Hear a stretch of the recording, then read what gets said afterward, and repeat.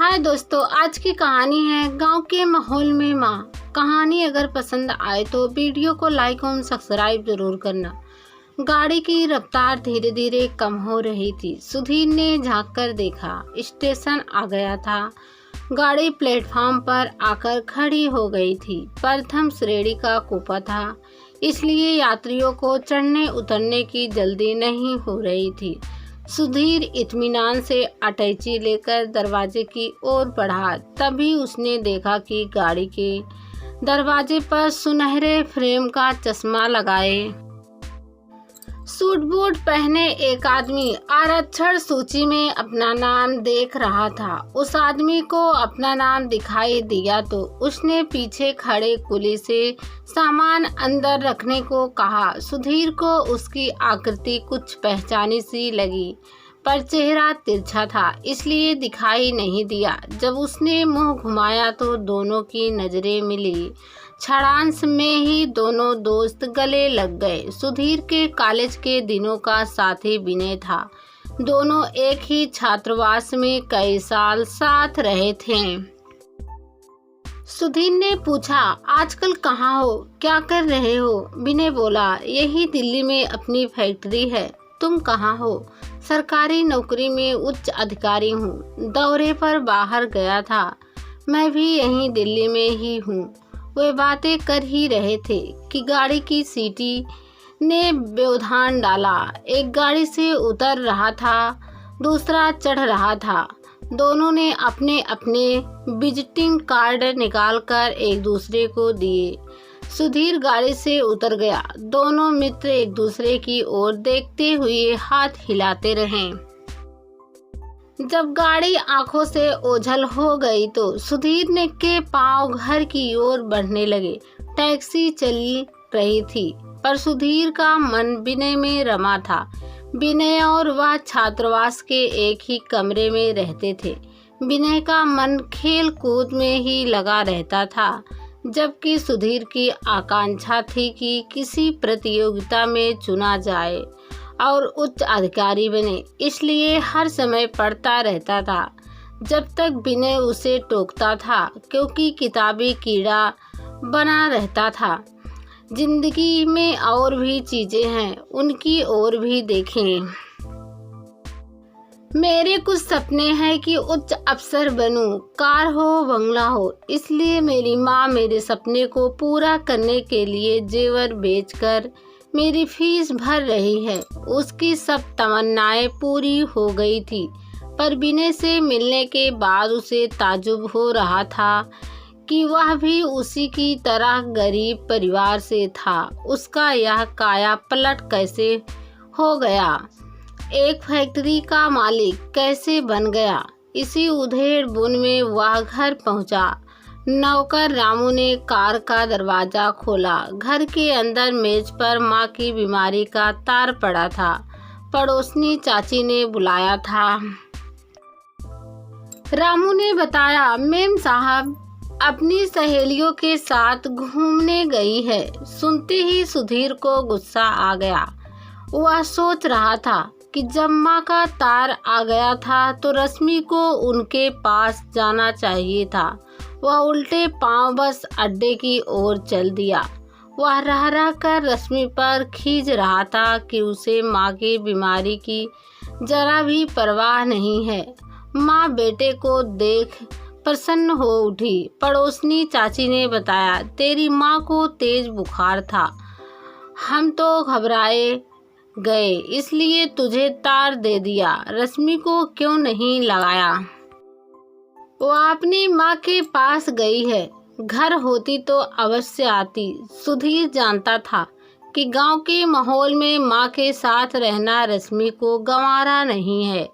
माँ भी उसकी आदतें जानती थी, इसलिए उन्होंने अधिक कुछ नहीं कहा। दूसरे दिन सुधीर लौट आया था। रश्मि ने माँ की बीमारी के बारे में ज़्यादा पूछताछ नहीं की थी। अगली सुबह वह अभी दफ्तर पहुंचा ही था कि रश्मि का फोन आ गया। आज घर में पार्टी है, नौकर नहीं आया है, तुम दफ्तर के किसी आदमी को थोड़ी देर के लिए भेज दो। सुधीर कुड़ गया, पर कुछ सोचते हुए बेरुखी से बोला, ठीक है, भेज दूंगा।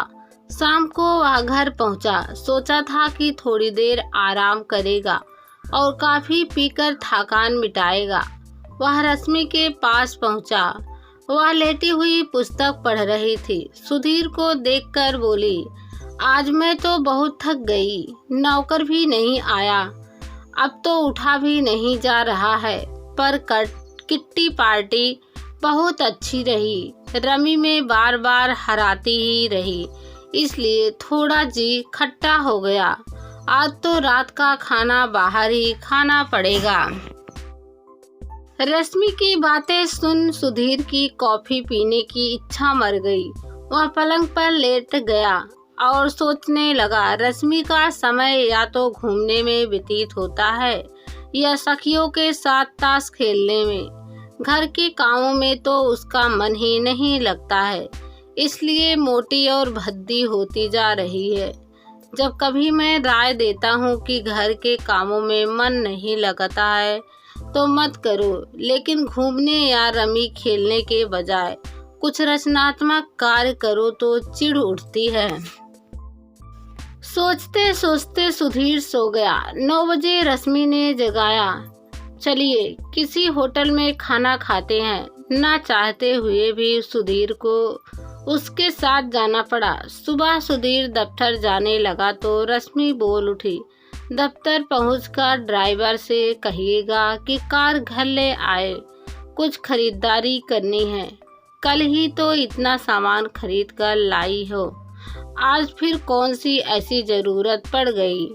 अपने दोनों बच्चे मसूरी में पढ़ रहे हैं, उनका खर्चा भी है। इस तरह तो तनख्वाह में गुजारा होना मुश्किल है, ऊपरी आमदनी भी कम है। लोग पैसा देते हैं तो 10 काम भी निकालते हैं। सुनते ही रश्मि के माथे पर बल पड़ गया। बड़े भैया भी इसी पद पर हैं, लेकिन उनकी सुबह तो तोहफों से शुरू होते हैं और रात नोट गिनते हुए व्यतीत होती है। वह तो कभी टोका टाकी नहीं करते। आजकल जमाना खराब है, बहुत सोच समझकर कदम बढ़ाना पड़ता है। अगर कहीं छानबीन हो गई तो सारी इज्जत खाक में मिल जाएगी। सुधीर बोला। रश्मि रुआसी हो गई। कार क्या मांगी, 50 बातें सुननी पड़ी। सुधीर रश्मि के आंसू नहीं देख सकता था। माफी मांगकर उसके आंसू पोंछने के लिए रुमाल निकाला तो जेब से एक कार्ड गिर पड़ा। कार्ड देखकर विनय का ध्यान आ गया। मेरे कॉलेज के दिनों का मित्र इसी शहर में रह रहा है, मुझे पता ही नहीं चला। अब किसी दिन उसके घर चलेंगे। रश्मि को कार्ड भेजने का वादा करके ही वह दफ्तर जा पाया। दफ्तर से विनय को फोन किया। दूसरे दिन छुट्टी थी। विनय ने दोनों को खाने पर आने का न्योता दे दिया। दूसरे दिन सुधीर और रश्मि गाड़ी से विनय के घर की ओर चल पड़े। आलीशान कोठी के गेट पर दरबान पहरा दे रहा था। पोर्टिको में विदेशी गाड़ी खड़ी थी। लॉन में बैठा विनय उनका इंतजार कर रहा था। उसने मित्र को गले लगा लिया, फिर रश्मि को नमस्ते कहकर उन्हें बैठक में ले गया। सुधीर ने देखा कि बैठक विदेशी और कीमती सामानों से सजी हुई है। सभी सोफे पर बैठे गए।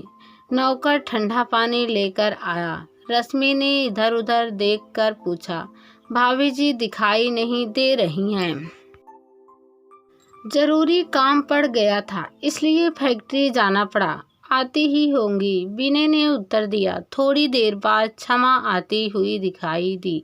सुधीर ने देखा, इकहरे शरीर व सांवले रंग रूप वाली क्षमा सीधी चोटी और कायदे से बधी साड़ी में भली और सलीकी लग रही थी।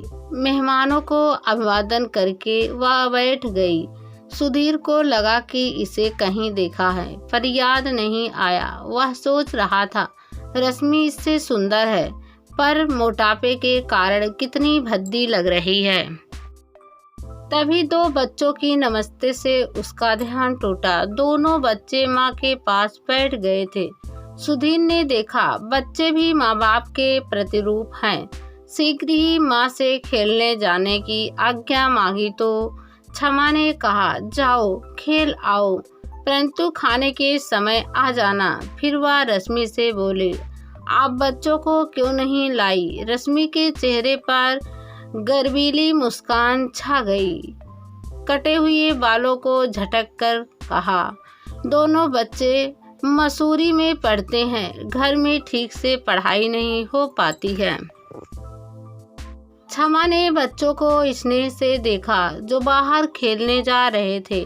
मैं तो इनके बिना रह ही नहीं सकती। विनय और सुधीर अपने कॉलेज के दिनों की बातें कर रहे थे, जैसे कई साल पीछे पहुंच गए हों। क्षमा को देखकर विनय बोला, यह तो हमेशा पढ़ाई में लगा रहता था, लेकिन मैं खेलने में मस्त रहता था। परीक्षा के दिनों में यह मेरे पीछे पड़ा रहता कि किसी तरह से कुछ याद कर लूं, तब मैं इसका मजाक उड़ाता था। आज यह अपनी मेहनत और लगन से ही उच्च ओहदे पर पहुंचा है। सुधीर ने हंसते हुए कहा, भाभी जी, झगड़ा यह करता था, निपटाने मैं पहुंचता था। दोनों दोस्त बातों में मगन थे कि फोन की घंटी बजी। विनय कुछ देर बात करने के बाद पत्नी से बोला, बाहर से कुछ लोग आए हैं, वे व्यापार के सिलसिले में हमसे बात करना चाहते हैं। तुम्हारे पास कब समय है?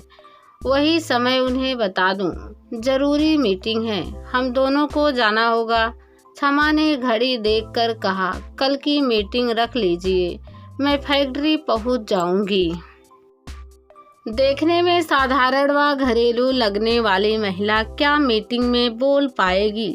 कैसे व्यापार संबंधी बातचीत करती होगी?